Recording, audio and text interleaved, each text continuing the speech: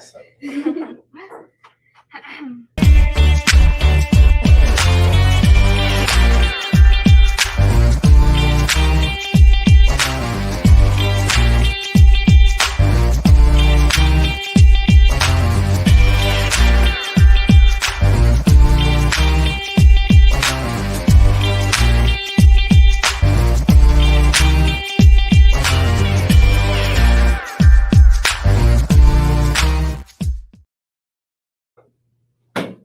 Ooh. Did you play basketball? I did. Wow. What position? Everything. Point guard. What, point guard? No, I was the point guard, but I played everything. So is this live on video and audio? Yep. Yes. Oh, Our so cameras they can are actually like- see me with the basketball. They can. They will. Just don't spill anything. Wow, it's organic. That's awesome. I'm just saying, if you make it in the basket, it'd be really cool for everyone to see. No pressure. There's no camera going there. No. Nah, I don't know. I might break something too. I love it. Ooh, look at me talking. Okay, we're about to start. There is a it's gonna be annoying to look at. That's what we told you not to. Good afternoon, ladies and gentlemen. You're tuned in to the Nest Radio Station podcast, your source for engaging conversations about our community led by students. I'm your host, Sarah Mean, and today we have a special topic to delve into, community support. Now, as we all know, the month of December is the month of giving back. Our community is fortunate to have various organizations and individuals whose mission is to give back to our community and see our community thrive. Today, we have the privilege of sitting down with the Chief Executive Officer for LAHC, Mr. Wasim Mahfouz, Hype Athletics founder, Mr. Ali Sayed, and the Development Director for Access, Mrs. Mian Solah, to discuss the important work each organization does for our community. All, thank you. Welcome to the show. Thank you. Thank you for having us. Of course. It's great to have you all here, and let's dive right in. To start, could you all give our listeners a background of yourself as well as your involvement in our community that got you to where you are today? Mr. Wasim Mahfouz, we can start with you. Absolutely. Thank you so much for having me and for the opportunity to be here today. Thank you for coming. My name is Wasim Mahfouz, and I am a proud immigrant. I immigrated to the United States 22 years ago, and before that, I came from Lebanon, and my community involvement started when I was very young. I believe this is something that has been instilled in me at a very young age. I was a volunteer paramedic with the Lebanese Red Cross, and when I immigrated to the USA, I wanted to join an organization that makes me feel home, far away from home, and be involved in the community. So I chose LAHC, and I joined as a volunteer, and then a few months later, I was offered a work position with the organization. It was a part-time position, and then from there, 2 years later, I became executive director, and I believe that the rest is history. I've been with the organization for 22 years. And today I'm the CEO. I work alongside a group of dedicated team members that come every day to work to do great things and serve the community. Thank you for everything that you do for our community. My name is Mian Solah. Thank you for having us and bringing us together here. I am the development director at Access. I've been with the organization since 2018, since I came from Beirut to Dearborn. I was actually born in the US, and at 3 months, my family moved back to Lebanon, but in my early years, it was between Lebanon and here. Most of my years in Lebanon. In 2006, actually, when there was an Israeli invasion on Lebanon, the airport was shut down, everything was shut down. So my family and I, because we were US citizens, we were evacuated through the US Embassy by ship from Beirut to Cyprus, and then from Cyprus to Dearborn, because most of our family was here. So we left our schools, we left our homes, we left our work. So I really didn't know how long I was staying here, my family and I. So I wanted to make the best of my time here, whether it was a month or 2 or 3. So I wanted to volunteer at a place to get to know my community better. So my mom actually told me that people say that Access helps people get jobs and volunteer opportunities. So I went to our Schaefer office right here in Dearborn, trying to look for a volunteer opportunity somewhere in Dearborn Heights area. And I use our lab room right now, which is still here. You know, you can go use the computer and see the volunteer opportunities there. And I found a few of them, and one of them was a volunteer opportunity at Access itself. So I applied, and that was in 2006, working with our current president and CEO. Her name is Maha Frey. She was in the accounting department running the capital campaign for the Arab American National Museum that was recently established.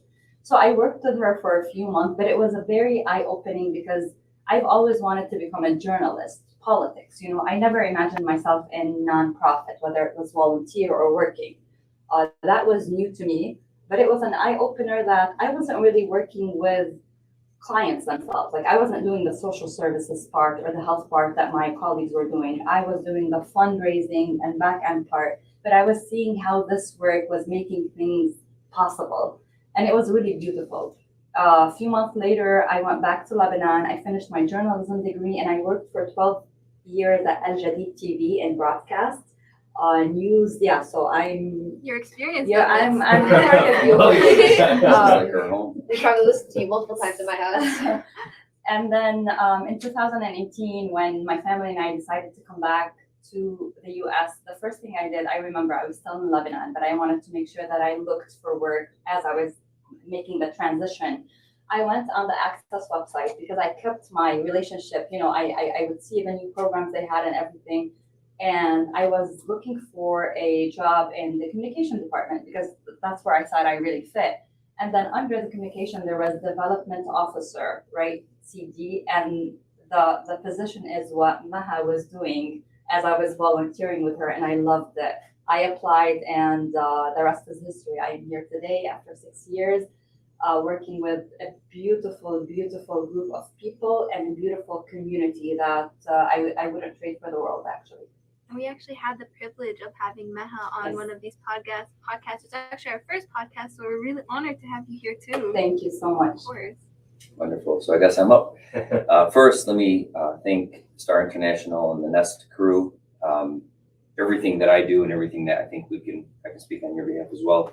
Everything we do is for you, for the kids of our community, the future leaders that we're praying lead us and make the right decisions for our families as well. I'm sitting here in front of two great leaders in our community. I don't know if you knew this, but I was a LAHC Dearborn Star soccer player as a kid. You know, that was what kept me out of trouble, I would say, you know.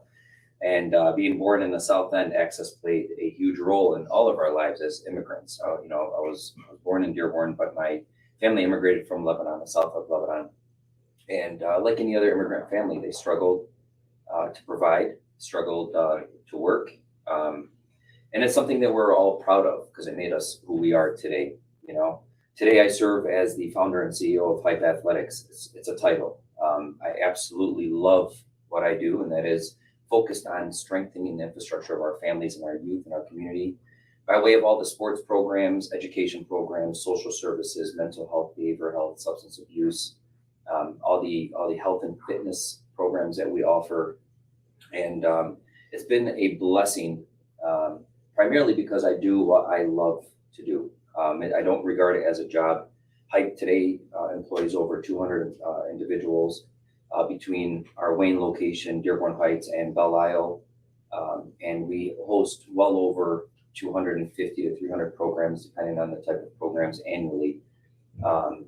And like LAHC and Access, we don't walk around with signs telling everyone what it is we do. We don't do it for profit. We do it for our profit is the number of people served and the outcome of the people that we serve.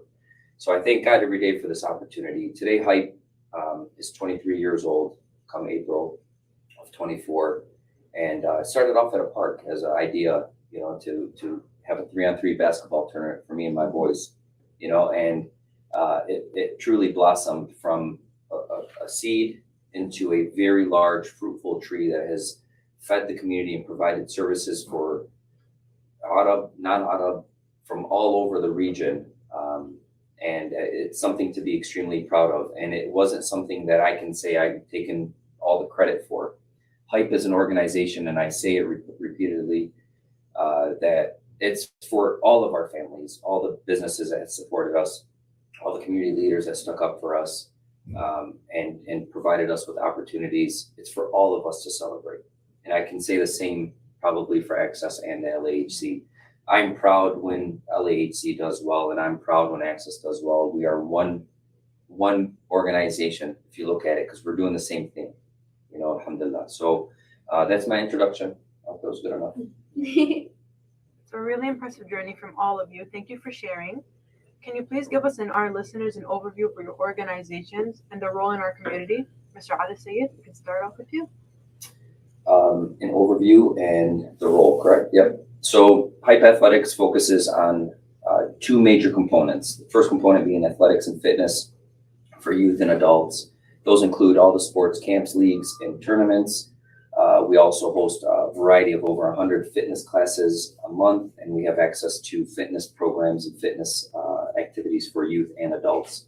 Our second component focused on social services includes tutoring, mentoring, counseling, substance abuse prevention, career development, health education, vocational training, life skills.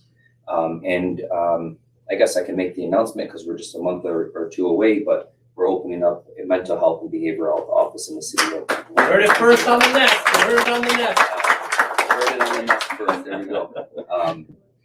So that's basically who we are, what we do, and why. And the second question was the role, correct?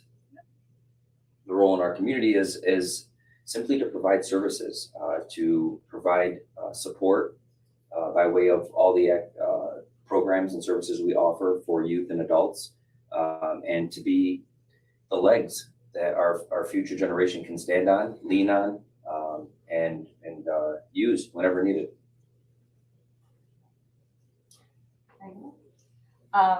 Access is a 52-year-old organization that started here in the south end of Dearborn, like Adi said, to assist the Arab community that was coming from the Middle East and North Africa to adapt to life here in the USA.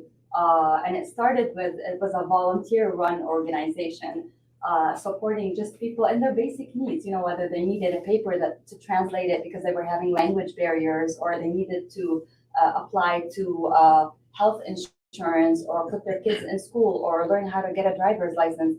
Eventually became an organization that services everybody in Southeast Michigan, diverse clients. We have over 120 programs, 10 locations in 5 different cities. We have about over 520 staff that speak 26 different languages because of the communities that we serve. So regionally, we work regionally and nationally. Our regional work, we work with individuals, families, and communities, assist them improve their lives and empower them in a holistic approach. You know, we do social services, emergency services, employment, training, education, youth, health. So it's a holistic approach, because if a family or an individual comes to our doors and is in need of assistance, let's say to pay 1 month rent, because we assess them and we see that they qualify, you don't want to just pay the landlord that 1 month. You want to make sure, you want to fix the problem, right? So why are you having this problem? Because I don't work. Why don't you work? Because I have a language barrier. I'm a new immigrant. So through our different departments, we put them through, education classes, English classes. Then we help them through our workforce development, get a job. Then we do the whole thing to make sure the whole family is on its feet. That's kind of regionally, right? Aside from the regional work that we do, Access is the mother organization of 4 national institutions that work on a national level, right? And the national institutions are more targeted toward the Arab American community, empowering and strengthening the Arab American community. Our regional is for everybody. The national is more towards the Arab American community, and this is through the arts, philanthropy, advocacy and civic engagement, and research. Through our 4 national institutions, and I'm just going to briefly run through them. The first is the Arab American National Museum, which is the only museum that tells the Arab American story, right? We document, we preserve, and we tell our own story. It's here in Dearborn, Michigan, but our programming is nationwide. We take our exhibits to other museums nationwide so people can see our stories. We have programming all over. The second institution is called the Center for Arab American Philanthropy, which is the only Arab American community foundation in the nation. This is an institution that shows the impact of Arab American giving, why it's important to give together. Giving is not only money-wise, volunteering, our time, our efforts everywhere. So this institution gives Arab Americans nationwide all the tools and resources that they need, whether how to open a scholarship fund, how to give to other funds, how to give nationally, internationally, to make sure that they are as strategic as possible in their giving. Our third national institution is called the National Network for Arab American Community. This is a network of independent 32 Arab American nonprofit organizations nationwide in 12 states that work together. They're not access. Each one has its own mission. But instead of me working alone and you working alone, we're working together on issues that we're already working on. Capacity building of each other, advocacy, civic engagement, and all of that. And our last, most recent institution has to do with the research. It's called the Center for Arab Narratives. And this is a center that facilitates research done about Arab Americans or by Arab Americans, and also shares this research, anything that's impacting the Arab American community. And one last thing I just want to mention also, this is something like regional. We are also opening, and we have launched to open soon, inshallah, a comprehensive substance use disorder treatment center. That will be here in Dearborn, bordering Detroit, and it will be culturally and linguistically sensitive to our community, serving everybody, but specifically culturally and linguistically sensitive to our community. It will have a crisis stabilization unit. It will have inpatient detox. It will have a short-term residential for those that require further treatment, and it will have all of the regional services that I just mentioned Access has outside: employment, social services, health, legal, all of this. It will have that part specifically for the clients of this institution only. So, inshallah soon. Very impressive. Great work. That's awesome. And I think one thing you will notice today is like the common denominator is community service, investing in our youth and our families, and make a difference. And this is what brings us together, not just as a community, but also as community organizations.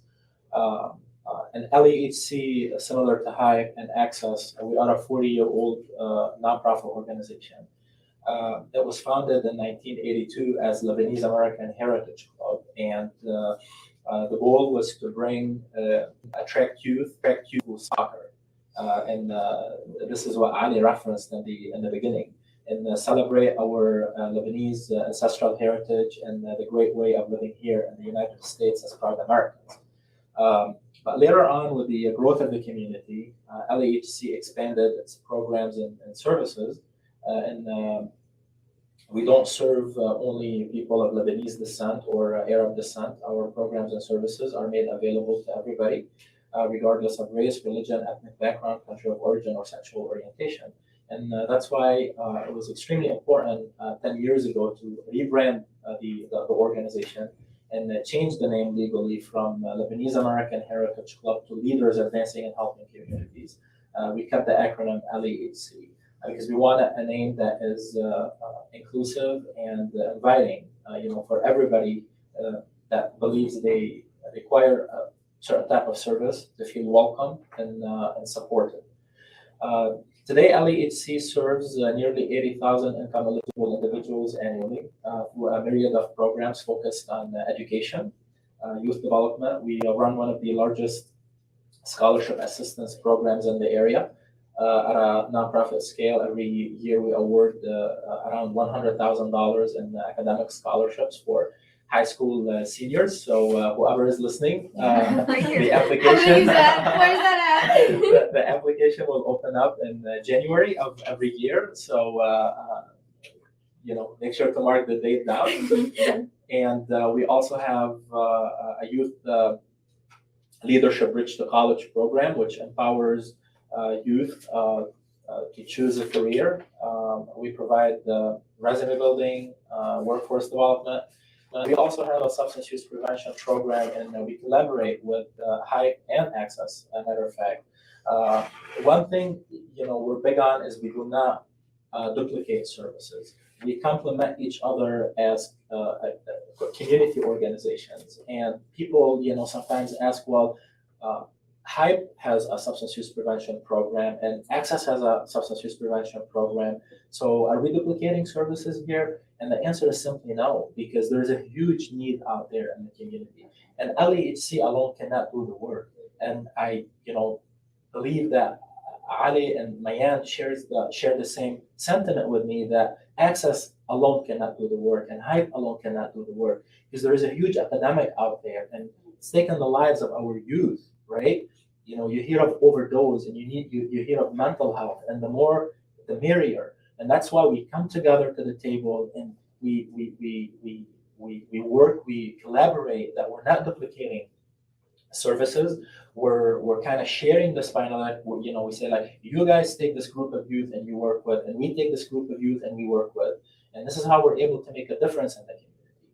We also have a mental health program focused on recreational therapy, and this is a wonderful initiative that we launched 2 years ago in the 3 school districts, and we're expanding now.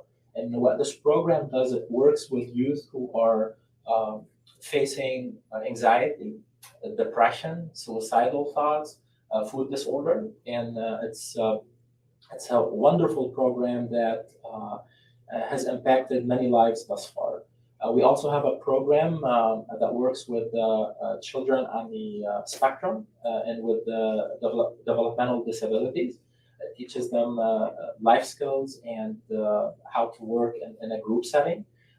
We have a social services umbrella as well. During COVID, LEHC and Access came together. Both organizations were awarded a $500,000 grant each from the city of Dearborn in particular to provide families whose household income has been impacted by COVID-19 to pay for rent, mortgage, and we work very closely with Access's social services department to allocate this funding to families in need, and we serve hundreds of families collectively. Yeah, this is what we do. That's like an understatement. Wow. Hearing all this great work you guys are doing, I feel so reassured to be a part of this community that's helping us. Like, all your organizations are supporting us and building this up. I know Mr. Hadi Sayed brought it up, community support. So to help us understand the idea further, can each of you describe what you think are the most important factors that a community needs to thrive and be able to grow and be healthy? Let me start. Oh, Ms. Mainzibah, we can start with you. So a thriving community is really a community that meets the needs of its members: safety, food, shelter, better education, health, well-being. Also making sure that we build on the trust and the common values that we have. And really, for me, making sure that our youth are empowered, making sure that we, reach out and attract diverse educated people, right?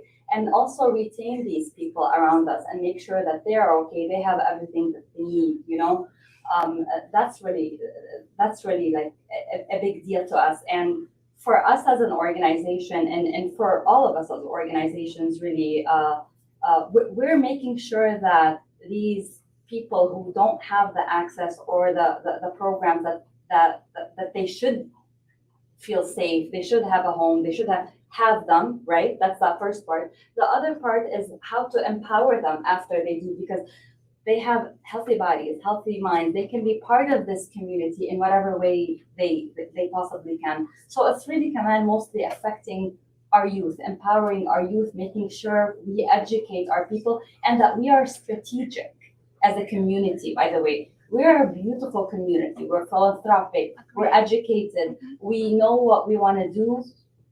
the more strategic we are in building organizations, building institutions, depending on institutions and not individuals, the more we will be the best thriving community ever. Exactly. Thank you. If you're ready. Go ahead. To me, what to echo what Mayan said, the essential or key points for a thriving community is to be able to provide this community the basic necessities and basic needs, which is food, shelter, employment, education, right? These are like basic human rights.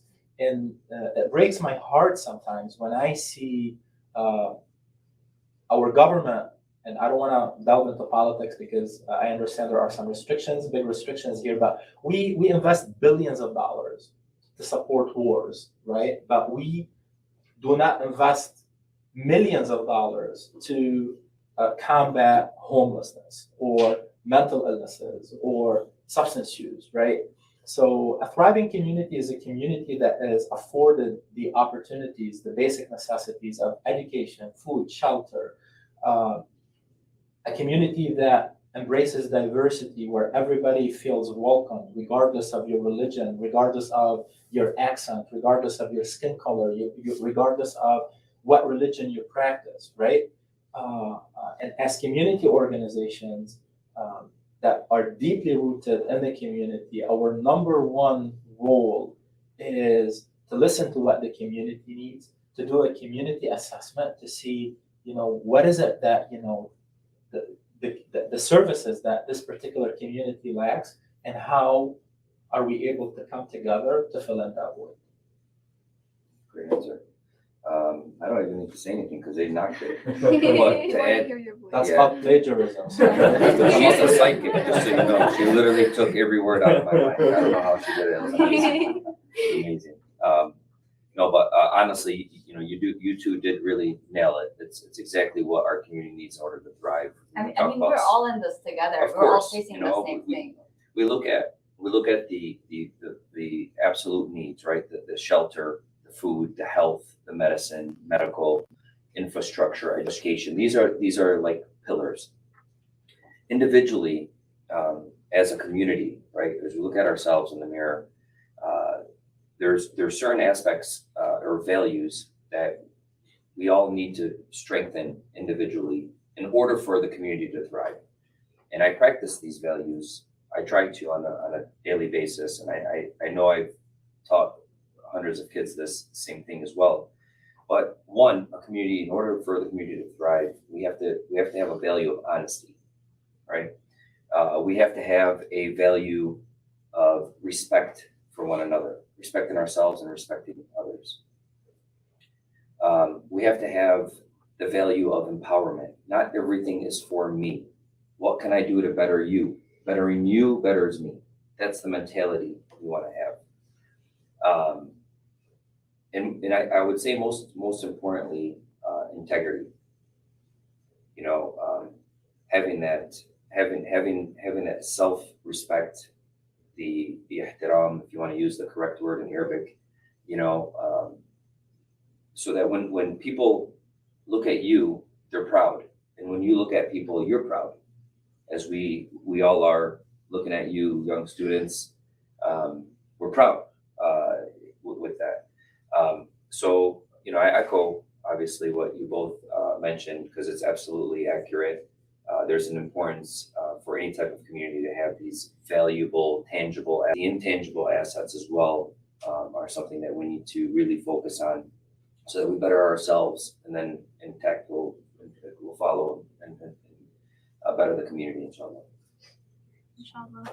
Well, those were all great points, and it's safe to say that our community would not be the same without all of your organization's contributions. At this time, we're going to take a short commercial break. And sticking with the theme of community support, here's Banan Wala Ajo, Banansi Ajram.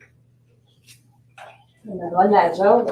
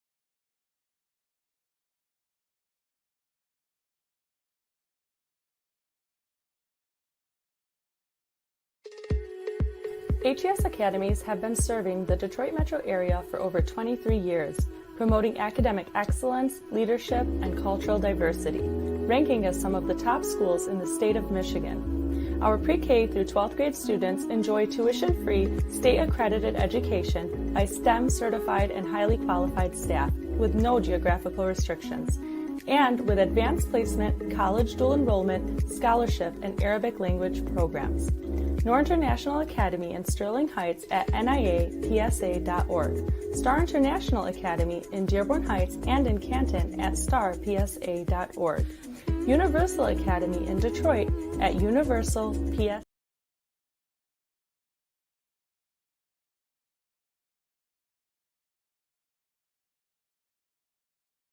Okay, welcome back to the Nest radio station. I'm your host, Sarah Mean.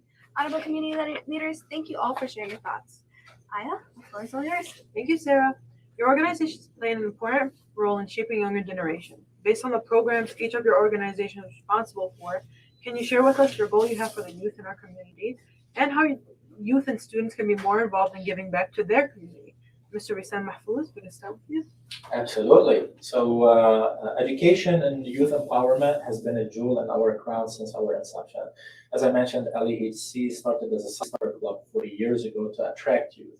And today, I believe 80% of the programs that we offer at LEHC are geared towards youth. I mentioned our scholarship program, which we've invested over $2 million in academic scholarships to support youth and empower them seek higher education the past 40 years. We have our Youth Leadership Bridge to College program, which attracts also youth such as yourselves. We teach them life skills, diversity education, college preparation, resume building, community service. Our substance use prevention program is geared towards youth. Our behavioral health program is geared towards youth. Our healthy living program, which also empowers youth to maintain a healthy lifestyle. We teach the nutrition and physical fitness education, and then we send them to Hive to get a gym membership. So see how it works. Partnerships. Partnerships. So, and I guess the like the number one thing is how you pay it back, right, and how you pay it forward. Many of our scholarship donors now were former scholarship recipients, and they became doctors, engineers, lawyers, teachers, entrepreneurs, and now they wanted to pay it forward, and they come to LEHC and they invest in our scholarship program so that they can empower other youth to seek higher education. In terms of like youth and their involvement in the community is for them to do what you guys are exactly doing right now. And what you're doing right now is also, thinking outside the box. This is very creative, like, establishing this radio show and being a voice for the youth and, bring educational programs and resources and connect youth to important resources out there in the community. This is heartwarming. My message to the youth is always, be involved, volunteer. Like Ali said, we don't do this for me. We do it for our community because we're stronger together. One hand alone cannot clap. We are community organizations, but if we don't have the backbone of our organizations, which is the youth, that we do everything in our power to serve and to support, we can't do our work. And really, we can't have all this without you guys. Your organizations are incredible, literally incredible. You guys, wallah, mashallah, I echo what he's saying about not just having a voice for you guys, but this is the first time since I came from Lebanon 6 years ago that I sit with you and Ali at the same table. And this is beautiful within itself. We're learning more. You're bringing us together. So thank you. For us as an organization, we are also big on empowering the youth and making sure that all our programming, all the youth, the underserved youth specifically that we serve, have access and have the programs that others have, right? Whether it's sports and recreation, whether it's financial literacy, whether it's the more than 16 scholarships that we have, everything. But one of the major goals for us as an organization in the next 5 years is specifically building on the leadership of Arab American youth. And this is to make sure that our youth understand and are part of everything that's happening and impacting our community. And I'll just talk about one or two of the programs we have towards this, which is we have a youth advisory council that has a lot of say in the programming and the activities that we do towards the youth. We have a program called the Teen Grant Making Initiative, TGI. And this is, and I know some students from STAR were part of this. This is for high school students. It's the only actually program in the nation that is just dedicated to Arab American philanthropy, youth related, right? So the youth for over 9 months, they come together, meet every month with our mentorship. They do their own assessment of the community. They go out and see what the need is. They come back and say, we want to fundraise for A, B, and C, because that's what the need is. They go and fundraise. We train them, right? We educate them. They go get the fundraising. And with every single dollar that they raise, they make the decision where to grant this to. So they do the whole process of philanthropy. That's just one. Another program that I just want to briefly mention is the Arab American Leadership Program. This is a program for Arab Americans, young Arab Americans who are interested to do summer internships in state or federal government agencies. So we provide them that chance, make it easy for them to do these summer internships in Washington. We help with the financial part of it and with mentoring them. So as Wasim said, you take care of your youth, you're taking care of your community. Allah yahmikum. Yes, thank you. These are old. No, you want to go to the next one, or you would? No, you can go, sorry. You sure? Yeah. Okay. Well, the question is always asked. What does the future need? What does our youth? What do they need? We brainstorm with our boards and our youth boards and our parent boards and our coaches and our players and so on. And the answer is simple. We need to develop environments that are positive, that allow for you, the youth, to engage in social activities. Community and civic engagement was mentioned. Even politically engage in campaigns and expressing your voice and your opinions on life that is going to surely affect you and your families. There's one component that I believe is always left out, maybe for fear of isolation, for fear of targeting, but we like to express the importance of spiritual identity, right? Who you are and what you believe in is a major component of life, and it's something that we need to hold on to tight and believe in what we believe in, because it allows you, the future, to walk down a narrow path that has assured success over and over and over again. So when we look at today's media influence and music influence and Hollywood influence and political influence and governmental influence and all these influences that are targeted on you, right? The youth, you're the target. You're who they're going after. Every time a rapper or a musician plays a song, they're not trying to target us three. They can care less about us. It's you. The influence is on you. How do you protect yourself from these negative influences? Controlling the environment. It's not just a physical place that you can go to escape. You can escape these negative exposures that will affect your life if influenced by them, if you're spiritually weak. And I think as a community, I believe as a community, It's one of the most valuable assets we have is our spirituality. We hold true to it. We love it. And it's exercised as a whole community and individually, which is what's so beautiful for our community itself. You know, individually, you can spiritually strengthen yourself to become the best person, the best image of yourself that you could possibly become.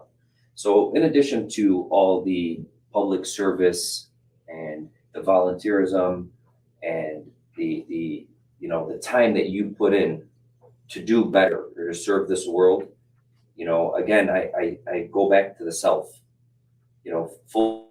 focus on yourself by controlling the environment that you put yourself in and focusing on the path that you want to go down. I wish I had someone tell me that as a kid. Agreed. And you've all mentioned the wide range of social services and the target of these, which is youth, that all your organizations have. So can you share with us in what ways SIA students and other students from other schools that your community, that your organization serves, how can we help contribute to allow your organizations to reach these goals?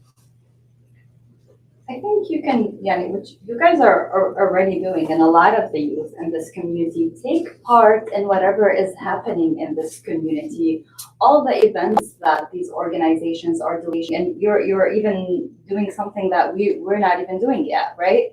So leading these, taking part in these, volunteering in these service days, making sure that you reach out to us or we reach out to you to see what scholarships are available at our organizations, everything. Yani, you can be the voice of these organizations in terms of empowering other youth, by the way, because they're going to hear you more than they hear us.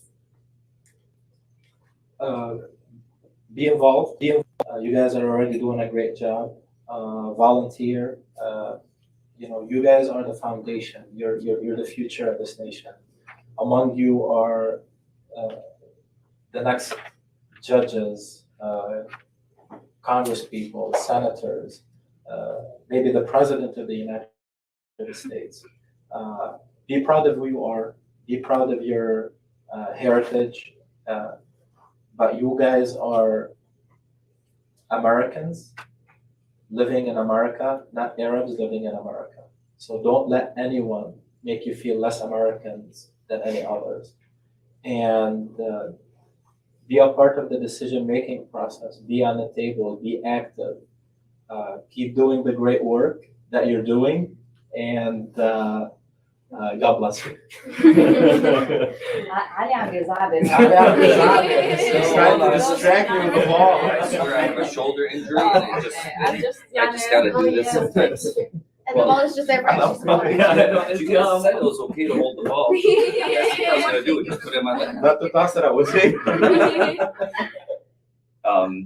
It's a very important question. What can you do, or what can we do to help you obtain the goals that you guys have? And it's a lot of the same echoing, right? We're on the same page. Commit your time to do better for others than you would do for yourself. Not all the time, but commit time to do better for others than you would do for yourself sometimes. Does that make sense? Yes. Okay. It's confusing, but yeah. It's confusing, but it's not. It's a very standard statement. Meaning, don't be selfish. Not everything is about you. Not everything is about what you need and what you want. There's other people that are in need, much greater need than you. But as a father of 4 daughters, I would say, thank you. I would say, setting the example is what we need. See, the perception of certain aspects of the community is that the next generation isn't following the path, if you want to call it the path. The perception is that we're at times, because of the increase in mental health cases and substance abuse cases and all the work that we see, right? We see this, it's right in front of us. The perception is that we're losing grip, right? But in reality, when I was in high school, we never had one kid go to Harvard, right? Now we have multiple. We never had one kid to go to any Ivy League school. Now we have multiple. There wasn't an influx of dental student, Arab American or Muslim American dental students, optometrists, doctors, surgeons. Now we do. So we can't let the few naysayers ruin our reputation and make it harder for you to see what your future, I'm just pointing at you as an example, but making it seem like your future is harder to obtain and to set up than it really is. It's actually much easier today, much easier than what we had, I promise. You know, so setting the example and recognizing what's been provided and the hard work that our generation, my generation, is doing to make your life so much more easier to succeed, easier to start a family, easier to buy a home, easier to get a job, easier to receive any type of service that these wonderful organizations serve, right? But I repeat this, and I've been saying this for so long. I mean, we live in a partner repair society, right? Like it's either we do it together or we're all gonna fail. That's just the reality. And a lot of times we catch ourselves doing the same thing, all of us. If our resources were put together, and we've been saying this about the mosques, we've been saying about the schools, we've been saying this about a lot of different reasons, a lot of different things, excuse me. Our resources are all we have, right? And what we're preaching to the next generation is utilize these resources, combine your efforts, succeed in life, right? For the next generation, learn how to partner before you perish, collaborate, work with others, be open-minded, right? And that's really it. I mean, I don't have the key to life. You know, everyone lives their own life, right? You don't have to. All we have to know, and which makes things very easier, I think, for us, Hala, is that this generation, these young people are daring dreamers, and مش بس dreamers, they have passion and they believe, like you just said, like it's the passion and the belief, and you guys definitely have it. This generation has it, yeah. They do, more so than we did, honestly, because you know, we know what struggles we went through, and we're going to make sure that your son doesn't go through it, and your kids, I don't know if you have kids, but go through it, you know, and likewise. Now or future kids. Yeah, like we know what we went through. We're going to make sure that our kids and you and others aren't going to go through those same struggles. There's no need. That's what we did it for. Just like our parents came and worked 3 jobs, you know, just to give us money for lunch, you know, or to buy us a pair of shoes. You know, that's what we went through. But we had to work young. We had to get our own clothes. We had to get our own shoes. You know, we had to buy our own junk food from the party store if we wanted it. You know, sometimes we had to get 4 or 5 guys from the neighborhood to pitch in and make up our $2 or $3 to get that 1-2 liter of pop and a big bag of chips and split it. What you learned. But we loved it. Those are the best memories of our childhood. Because you're getting together as a Right. community. Because we're getting together as a community. So, you know, inshallah, I'm honored and thankful and grateful for all of your work. Thank you, Dr. Bazzi and Wasim, for inviting us. And thank you, Wasim and Mihan, for allowing me to be a part of this discussion with you. You know, you guys both of your organizations are, I'd call it the mother of all organizations and the ammo of all organizations. Because the LAHC was like everybody's ammo back when we were kids, you know? Like ammo, let me play, you know? Don't ever dare call me Ammo. No. I think I'm older than you anyways, man. You gotta call me Ammo. But no, Allah Khalikum, thank you so much for this opportunity. It's wonderful. Thank you. And thank you all for the insightful discussion. Before we wrap up today, do you have any final thoughts on our theme of community support and the importance of giving back to our community? I just want to end with something very quick. One, thank you guys for having us, and thank you both, Amjad, so much. It's been a beautiful discussion with them. I'm looking forward to another one soon with your invitation, inshallah. It's just with everything that our organizations do, alhamdulillah, we can't do this without our community.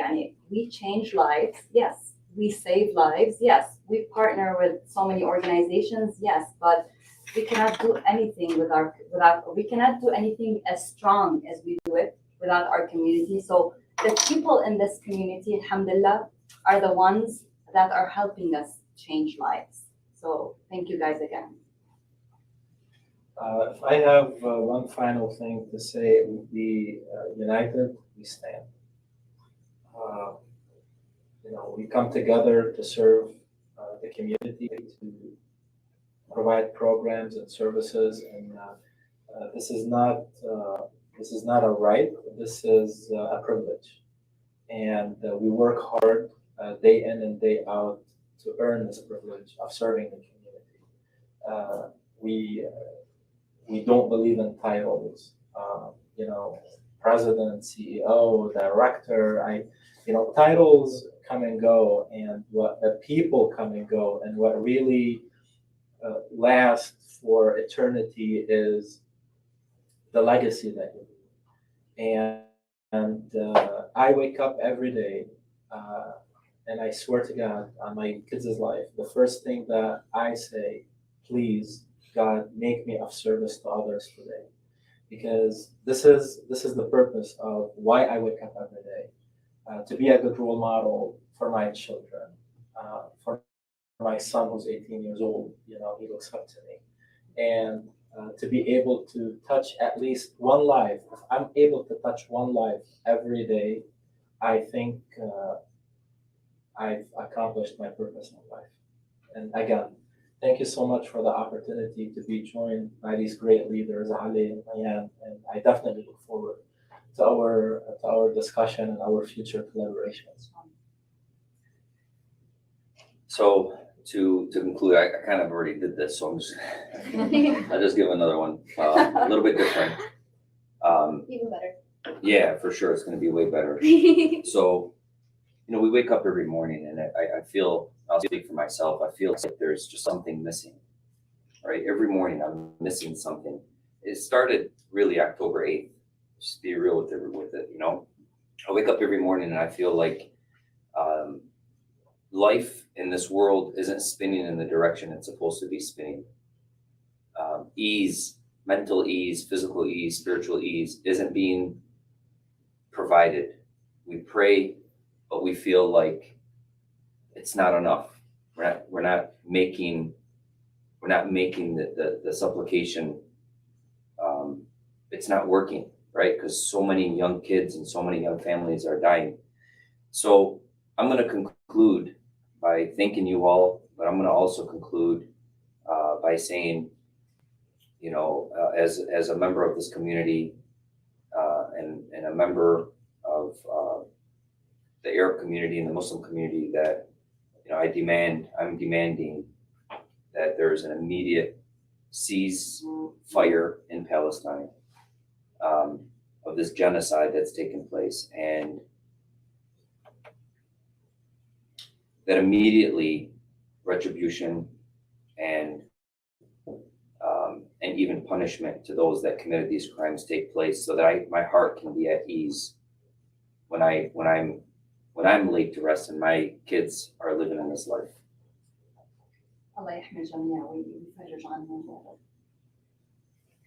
Well, that wraps up today's episode on the Nest Radio Podcast. Thank you all for tuning in, and a big thank you to the community leaders for joining us today.